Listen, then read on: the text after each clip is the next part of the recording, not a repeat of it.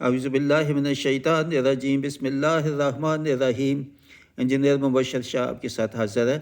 سورہ نساء کی آیات 79 اور 78 بہت اہم ہیں، بہت اہم ہیں۔ اللہ تعالیٰ بڑا غصے سے اور شدید تنبیہ کر رہا ہے ہم سب کو، مسلمانوں کو، غیر مسلموں کو، مگر خاص طور پر تو ہمیں فوکس کرنا چاہیے۔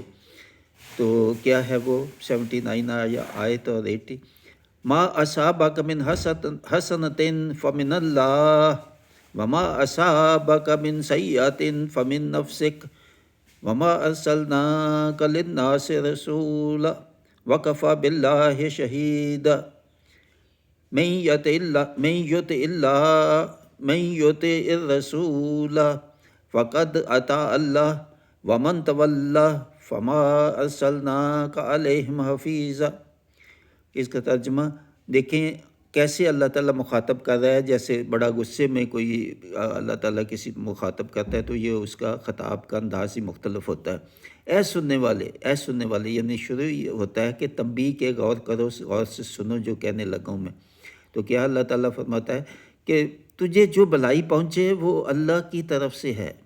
جب کوئی آپ کو آسانی ملے، کوئی دولت ملے، کوئی اولاد ملے، کوئی اور اللہ تعالیٰ کی نعمت ملے، رزق ملے، آسانیاں پیدا ہوں، تو سمجھو یہ اللہ تعالیٰ کی طرف سے ہے۔ مت منسوب کرو اس کو کسی اور انسان کی طرف، وہ زندہ ہو یا مردہ ہو یا ولی ہو یا پیر ہو یا مرشد، کوئی بھی ہو، کسی کی طرف منسوب مت کرو۔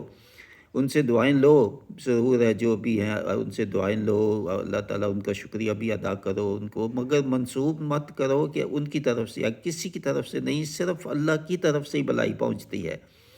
اور جو برائی پہنچے اس کے برعکس، اگر آپ کو کوئی نقصان ہو جاتا ہے، کوئی کاروبار میں نقصان، کوئی بھی کسی قسم کا نقصان ہوتا ہے، تو مت منسوب کرو کہ یہ تو مجھ سے جادو کر دیا، یہ ہو گیا، فلاں شخص نے مجھ سے یہ کر دیا، فلاں شخص کی وجہ سے مجھے نقصان ہو گیا۔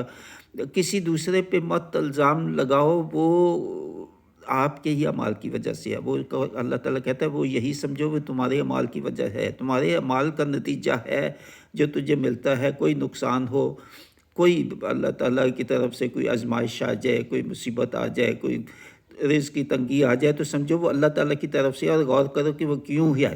اور پھر اس کے بعد اللہ تعالیٰ کہتا ہے جس نے رسول کا حکم مانا اس نے اللہ کا حکم مانا، یعنی نبی پاک صلی اللہ علیہ وسلم کے جو احکام ہیں، جو صحیح احادیث ہیں، ان پہ عمل کرنا، ان کو ماننا، وہ ایسے ہی ہے جیسے اللہ تعالیٰ کا حکم ہے اور اللہ تعالیٰ کا ماننا ہے۔ اور جس نے منہ پھیرا اور جس نے اس کو نہ ماننا، اللہ کا حکم، اللہ کے رسول کا حکم نہ ماننا، تو اس کے لیے شدید تنبیہ